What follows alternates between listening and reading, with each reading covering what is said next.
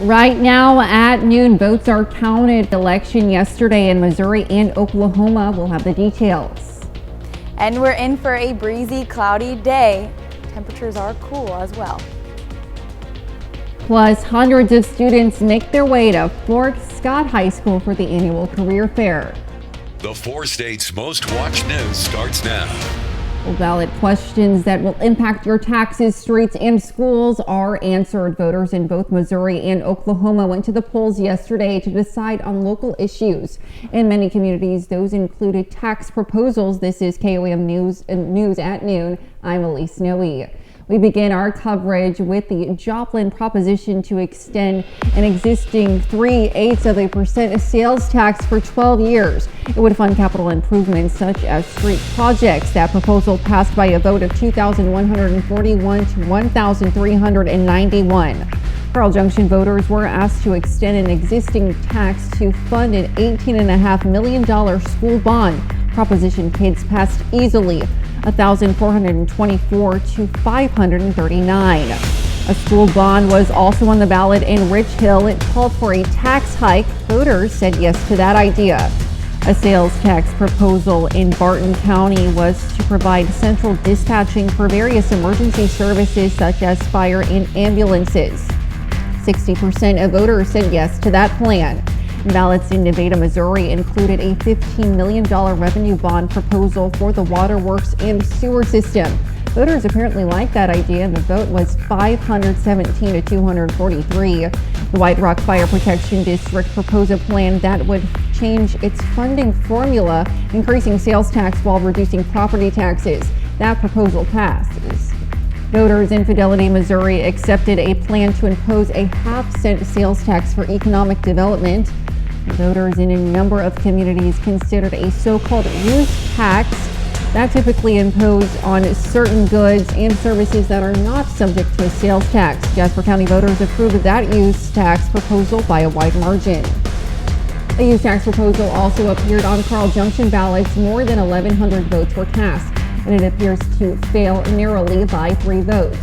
Proposal to impose a local use tax in Nevada passed on a vote of 485 to 282 votes. And one more use tax on the ballots, this one in Knoll, Missouri. Voters there approved that proposal. And Knoll voters also considered a 3% tax on the sale of recreational marijuana. Voters said yes to that idea by a wide margin. And voters in Asbury easily passed an identical marijuana tax proposal for their community. In addition to the various tax questions, voters in a number of Southwest Missouri and Northeast Oklahoma communities elected members to various school boards and city and county positions. You'll find the latest numbers from many of those races at KOAMnewsnow.com. Be sure to download the KOAM News app for all your election needs. You can also go on over to our website for election information at KOAMnewsnow.com/elections. The website will include resources for all of the 4 state areas, such as polling places, deadlines, dates, and you can even check to see if you're registered to vote. Once again, that is KOAMnewsnow.com/elections. Temperatures today are pretty cool. We saw a cold front come through on Monday, giving us all of those destructive storms that came through our area. And for the last couple days has been chilly. Today is no exception. Right now, 46 in Joplin and surrounding counties, only into the mid and upper 40s.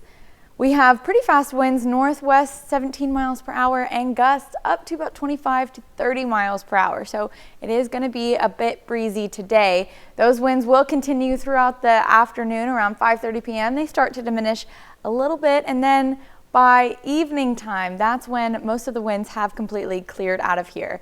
Now for the rest of the day, it will be pretty chilly though. And we saw some rain showers in our northeastern counties this morning, although it looks to be pretty clear now. We do have some clouds in the area, and we are tracking our next system still west of Vancouver, and it'll be making its way into our area on Saturday. And I'll have all those details for you in just a bit. All right, thanks, Lindsay. We'll check in with you soon. Well, the Kansas Department of Health and Environment has issued a stream advisory for Shoal Creek. This is from the Missouri state line to the confluence with the Spring River and south to the Oklahoma state line in Cherokee County. The KDHE says the stream advisory is a result of a raw sewage release near Joplin. You should not enter these areas of the stream or river and keep children and pets away. The Joplin City Council last night met to discuss the possibility of a fiber optic network. Members approved the proposal on first reading. If it's approved on second and third readings at a later meeting, the city would okay an agreement with the company Allo Missouri LLC to construct the fiber optic network. That network would help provide high quality, high speed internet access to Joplin residents and businesses. Our core values, we want to make local, honest, exceptional, and hassle-free. So what we do is we make it easy for the residents of business to do business with us. We're going to have local employees in the marketplace. We're going to have storefronts. So no matter how the customer wants to do business, whether it's reaching out to us on the phone, stopping in our storefront, or just ordering through our website, we're there to take care of their needs. Under the agreement, the network's facilities would be owned and operated by Allo, but located within the city. Around 700 students from Fort Scott, Uniontown, and Pleasanton High School today took steps for success.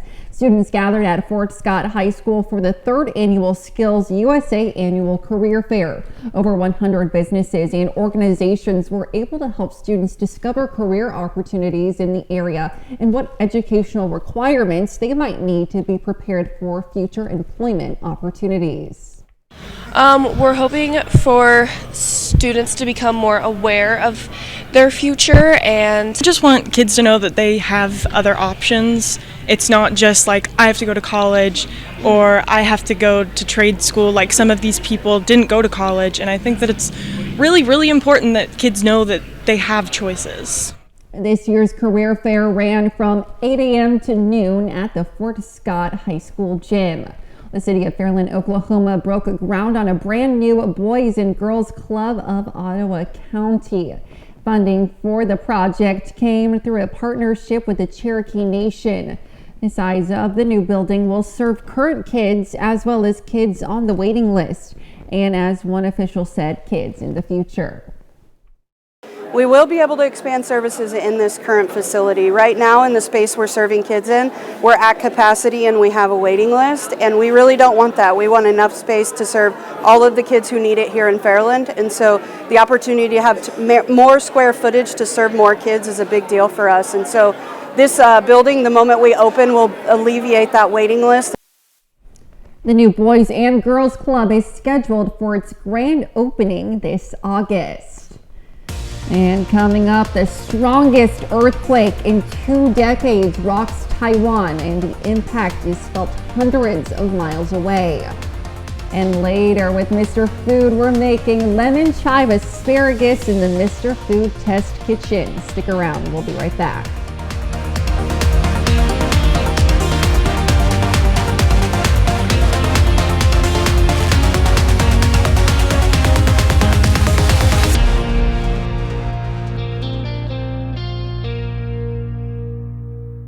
Well, at least 9 people are dead after Taiwan's strongest earthquake in 25 years rocked the island during morning rush hour. The 7.4 magnitude quake injured more than 1,000. CBS's Leah Mishkin reports from London. A shocking scene as rescuers race to save people from a collapsed building in Taiwan.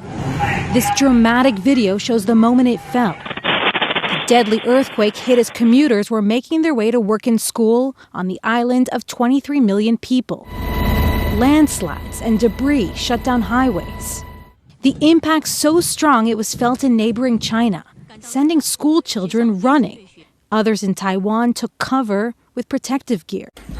Authorities issued tsunami warnings in Taiwan and Japan. Both have since been lifted. I've felt some earthquake, but nothing like this.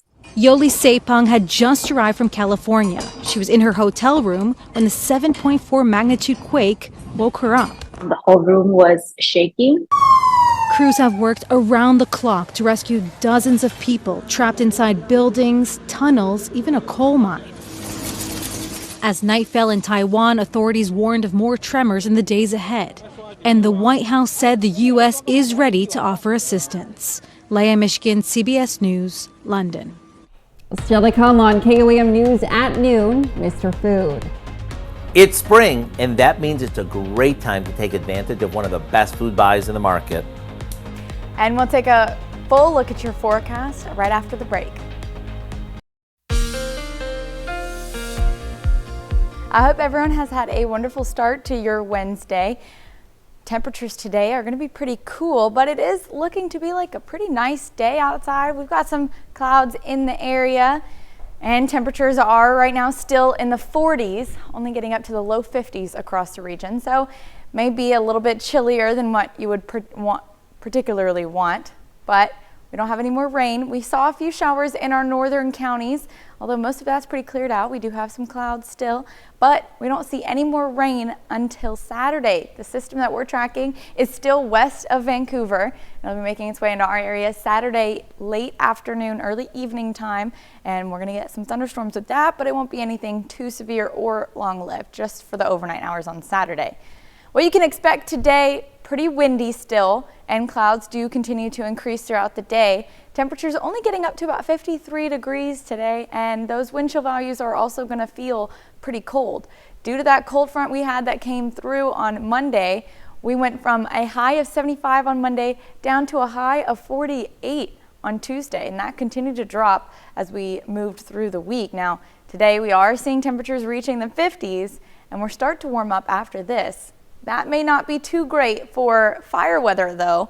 We still are in a drought for most of the region. Now, all of the areas in the yellow are more of a dry conditions, which means it's not going to be long-lived drought conditions. These are able to be improved within 3 to 6 months, so within our next storm season that we're experiencing this spring. Now, out in Montgomery County and the surrounding areas, that's going to take a little bit longer. We see severe drought conditions and moderate drought conditions. Takes a little bit longer than just 3 to 6 months. Now, on top of that, with these wind gusts today, and they'll pick back up tomorrow as well, gusting 20, 25 miles per hour. They'll die down tonight, but like I said, they will pick back up tomorrow. And with low humidity values, all are 3 different things that you would want to see for fire weather. Right now, still pretty moist in the atmosphere, but we do see some dry air moving in, and that's going to continue on through the next couple of days as we see a ridge forming over our area. That brings our warmer temperatures and more stable weather. Unfortunately, that does not bode well for fire weather. As we can see, we've got some humidity values pretty low and wind gusts throughout the next couple of days, and temperatures do start to warm up. So take extra precautions for the next couple of days. And then our next chance of rain starts to move in on Saturday. We see a low pressure system bring us some heavy rain and thunderstorms. Continuing on, we'll see a secondary low pressure system form, and that's going to bring us more rainfall and more thunderstorms Monday night into Tuesday. Let's take a closer look at what we can expect to see on Saturday. Moving in around 4 in the afternoon on Saturday, we'll start to see some lighter showers. Continuing on, a little bit heavier patches of rain, maybe a thunderstorm or 2 throughout the region, and then it'll pass by, like I said, pretty short-lived. By Sunday evening, it'll be pretty much cleared out of here. We won't see any more rainfall until Monday night and into Tuesday. Tuesday, we're going to have pretty intense thunderstorms throughout the day, but we'll know more about what you can expect timing-wise and severity-wise as we get a little bit closer to that event. So far tonight, we'll see temperatures drop down to freezing. Might want to watch for a freeze warning and frost tonight and tomorrow night, but we'll warm back up into the 70s. Rain chances come in on Saturday night, and then we'll see the next chance of thunderstorms not until Tuesday. Those are going to drop those temperatures down quite a bit, though. Looking forward to the warmer weather. I am as well. All right, thanks, Lindsay. Well, stick around. We're making lemon chive asparagus in the Mr. Food Test kitchen. We'll be right back. Well, today's Mr. Food recipe is a healthy and elegant side dish that is a must-make, especially in the spring. Between the freshness of the lemon, the snap of the asparagus, and the richness from the butter, it's hard to say what you'll love best. Howard shows us the recipe for lemon chive asparagus in the Mr. Food Test kitchen. You know, springtime is a great time to take advantage of one of the best produce buys at the market. Yep, I'm talking about asparagus. And although we can find it on and off throughout the year, now's the perfect time to pick some up while it's at its peak, and it's so darn reasonable. When you bring it home, keep it in the fridge standing up in an inch or so of water. And when you're ready to use it, simply hold it like this and snap off the woody end. Then we can roast it with a little olive oil, grill it indoors or out, or if you're a traditionalist like me, I like to simmer it in a bit of salted water just until it's tender. Just make sure you don't overcook it. Now all we have to do is drain it, place it on a platter, and in the same skillet, we melt some butter and stir in some lemon juice, freshly grated lemon zest, and some chopped chives. It's so simple, yet when you spoon this combo over the freshly blanched asparagus, your taste buds will be very happy. Between the freshness of the lemon, the snap of the asparagus, and the richness from the butter, get ready to say hello spring. To get the recipe for our lemon chive asparagus, all you have to do is go to our website. I'm Howard in the Mr. Food Test Kitchen, where today we found a fresh springtime kind of way for you to say, ooh, it's so good. Well, you can find this recipe along with a lot more good food from the Mr. Food Test Kitchen online. Just head on over to our website. Of course, that's KOAMnewsnow.com. Now here's a quick look at the 4-state market prices.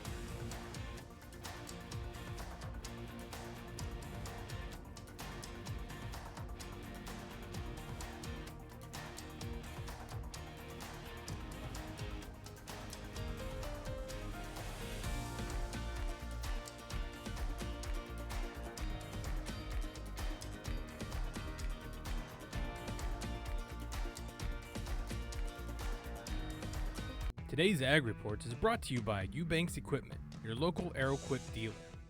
Honey, can you bring me a water? Okay. Oh, okay, okay. I just wanna, okay. Okay. Okay.